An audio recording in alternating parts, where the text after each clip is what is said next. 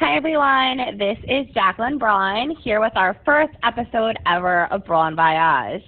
Each week we will travel to a new city around the world, learn more about some of the best spots along the way, and I will provide you with some helpful travel hints. This week, for our first episode, I thought we would travel to one of my favorite cities. It's a city unlike any other, a city of love, and a city on water.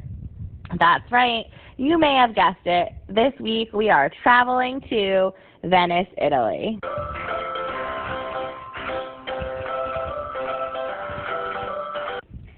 Pro tip number 1, the month you travel in matters. I have been fortunate enough to go in both the summer and winter months.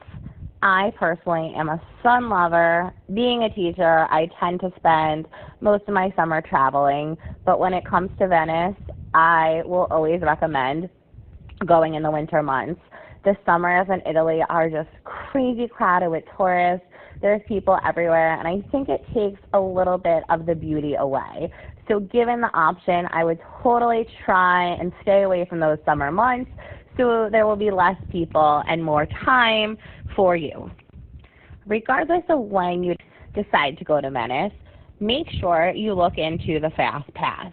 I would try and plan your days, especially if you're only going for a night or two, to make sure you are able to visit all of the top places for your agenda. That Fast Pass will make sure that you are not waiting in hours to get into some of the most famous places like St. Peter's Basilica and Doge's Palace.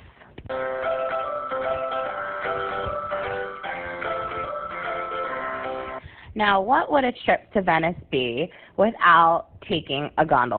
The most important thing that you want to do, or the first thing you should do, is decide what time you want to go on your gondola ride.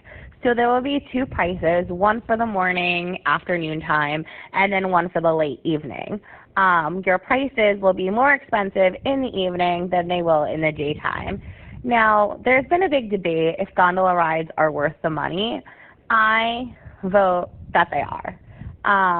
Especially if you've never been to Venice, going on a gondola is like no other experience you will ever have. It is magical, and I definitely think it's part of that Venice experience. So I would make sure before you go, budget for that. You can learn a little more about the prices online. When you get to Venice, I would start scoping out some of the gondola spots. You will see gondolas everywhere. It's important to try and find a place where there's not as many tourist attractions. The last time that we went, it kind of looked like a Disney ride where there was just one gondola after another after another. So we found this local grocery store, and right around the corner was a gondolier stop. He was the only one there, and we basically had a private canal all to ourselves, which made the trip that much more special. So I would definitely try and stay away from the crowded areas, scope out the area around, take note, and if you are going during the day, I would recommend going first thing in the morning when there aren't as many tourists out. Now, what would a vacation be without talking about food? Italy has some of the best food in the world, the best pasta, the best pizza. But when you go to Venice, you need to get the seafood. They have amazing fish that is absolutely delicious, some of the best I've ever tasted. Now, when it comes to restaurants in Venice, it's also important to do your research. There are many bars that are famous, such as Harry's Bar, which is known for its bellinis, a famous drink in Venice.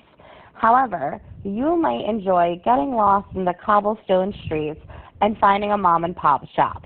We were fortunate enough to do this on our last trip, and it was truly some of the best food we ever had. I ordered a salmon, which was so delicious. My husband, who doesn't really like seafood, loved this dish. He got the gnocchi, and to this day, a few years later, he still raves about how delicious the food was.